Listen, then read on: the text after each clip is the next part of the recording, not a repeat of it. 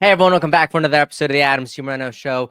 I want to tell you one quick story that blew my mind yesterday. So everyone knows how the White House and the media both covered up President Biden's mental decline, his cognitive ability. My guy was not there.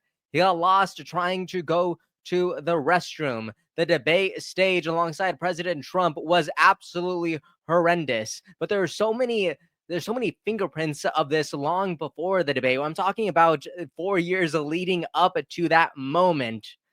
And the White House Correspondents' Dinner, they had the audacity to give out an award to Alex Thompson because he was a person who uncovered the story. And I just thought this was crazy. The fact that the media is applauding one another for this moment, which the normal American person it was just so obvious to us, is just ridiculous. Like, look at some of these comments real quick before I play the video. Stephen Miller says the only people who somehow missed this story just all happened to be in the same room tonight. Another person's like, hey, Kristen Walker, are you familiar with NBC News? And the title is Misleading GOP Videos of Biden Are Going Viral. The fact checks have trouble keeping up. Yeah, everyone was telling us that we weren't actually explaining things correctly or that what we saw wasn't true. And everyone knows that is a big fat lie. That is a huge chunk of baloney. It is ridiculous. Ethan Heim says Thompson notices Biden's dementia 4 years after the rest of us and gets an award for it. Even says we, myself included, missed a lot of the story. Nothing but a false contrition. They nuked their own credibility, and this is a desperate attempt to salvage it. Too late. I'll read this one last one, and then we'll go ahead and play the video. But this is just ridiculous. Everyone in the world saw what was going on, except one group of people who should have reported on it. Weird. You know, part of the reason I make these videos is because of the lack of trust that I've developed for these journalists and these reporters who growing up, they were the people that I just knew were going to tell me the truth. They were going to give me just the facts. But the older I got, the less true that became. The more opinions that they were giving instead of what actually happened. It was almost like they were giving me their interpretation of the truth instead of just the truth.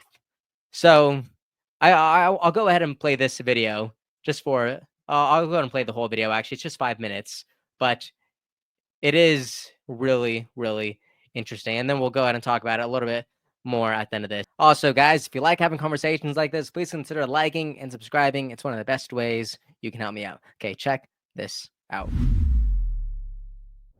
The Aldo Beckman Award for Overall Excellence is named for a past president of the association, the late Chicago Tribune Washington correspondent, Aldo Beckman.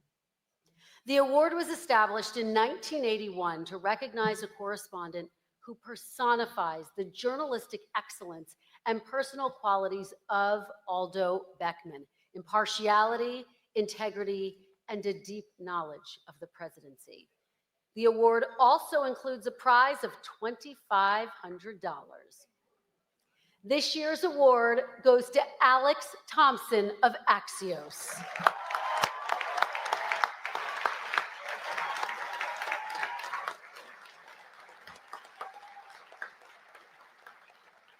The judges said Thompson's aggressive reporting on President Biden, especially leading up to and after the Trump-Biden debate, revealed the president's cognitive decline was impacting his ability to do his job, information the White House tried to conceal.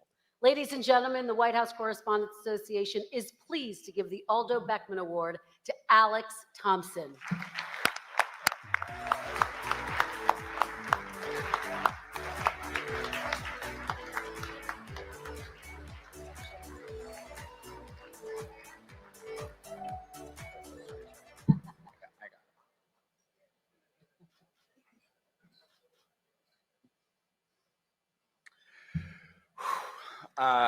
Indulge me because I have a lot of thank yous. Thank you first to my mom, to my dad, to my stepmom and dad, to my siblings, Austin, Jesse, and Allison. To my nephew, Theo. Thank you to Jim Vandehei and Mike Allen, two of the all-time greats of Washington journalism, for building Axios, for hiring me, for having my back the entire way, and for encouraging me to keep digging. Thank you to Cox for investing and believing in the importance of trustworthy journalism. Thank you to Asia Whitaker Moore, Kate Moreno, and David Lindsay for your leadership of our newsroom. That's right. Thank you to my reporting partners in the Biden beat, the great Hans Nichols, and yes, thank you. And the reigning champion of this award, Barack Ravid. Thank you to Jonathan Swan, a fellow reigning champion of this award for Axios, for telling me I should go and work for Axios. Thank you to Bradley Singer and WME for being world-class in representing journalists. Thank you to mentors like Maureen Dowd, Peter Canellos, and Mike Tackett. I wouldn't be standing here without you. Thank you to Jake Tapper for being a fearless reporting partner for a book on this very topic. It's my speech, so a nakedly shameless plug that Original Sin is available for pre-order right now. And thank you most of all to my sources for trusting me. One serious note, to my bones, I believe that reporting and the White House Correspondents Association is as necessary as ever. President Biden's decline and its cover-up by the people around him is a reminder that every White House, regardless of party, is capable of deception. But being truth tellers also means telling the truth about ourselves. We, myself included, missed a lot of this story, and some people trust us less because of it. We bear some responsibility for faith in the media being at such lows. Now, I do want to add an asterisk to that, because some people might say, oh, he's taking responsibility. This is good. I don't know if that's necessarily true. Like it's done. You're not responsible for some of the decline that people have in terms of trust in the news media.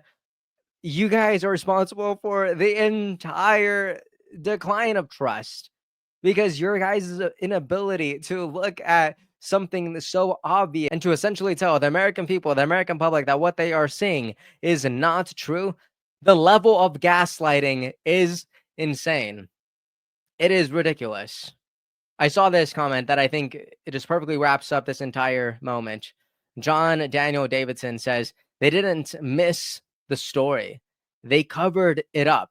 And then now they are lying about it at a fancy party they threw to celebrate how awesome they are, because they think you're stupid enough to fall for it. This is why the American people despise and distrust corporate media. And I really can't emphasize this middle part enough, because they think you're stupid enough to fall for it. The biggest problem that I felt with the media during President Biden's decline was these people on CNN and MSNBC. They were telling you straight to your face, no, guys, President Biden, he's healthy, he's fit. I know he fell down the stairs, but he's completely okay. Everyone falls down the stairs. Or I know he fell down the bike, but he's completely okay. Or I know he lost his train of thought, but that's okay, because behind closed doors, he is as sharp as any president would be. And it's like, guys, the fact that they think so little of the American people is shockingly disturbing. And this is just a single expression of that. And I don't want to, I don't have it. I'm not drinking this juice. This is terrible. Ridiculous. Anyways, guys, let me know what you thought about this. So tell me, how is the news, or these people who are representing the news, are they doing a good enough job of earning your trust back? Like, I'm genuinely curious about this in the comment section. Please let me know. that because I watch a lot. I watch a lot of news. I follow a lot of journalists. I follow a lot of newsletters, and I get my information from a lot of people who are generally like feet on the ground. And I think one by one, I'm very slowly trusting singular people more than I'm trusting entire entities of people. Right? I don't know if I'm trusting CNN a lot these days. I think I do trust Axios a little bit. I think I trust News Nation a fair amount, but even then, it's I have a strong leash. I'm not blindly trusting anybody anymore. I think those days long are long gone. Anyways, let me know what you think about all this in the comment section. I am genuinely curious about what you all have to say about this one. All right, guys, thank you so much for watching. Please make sure to like and subscribe, and I will see you all next time. Episode's over already? Geez, that was fast. Well, they say beautiful things do not last forever, but feel free to watch and listen to another one of these episodes if you're interested in those conversations as well. Also, this next part is huge. Make sure to obliterate that like and subscribe button and turn on the notification bell so you never skip a beat. I also have a newsletter where we dive into the news, politics, and ideas that shape our future. If you're interested in signing up, I'd really appreciate that. Anyways, that's the end of this episode. Thank you so much for watching and listening, and I'll see you next time.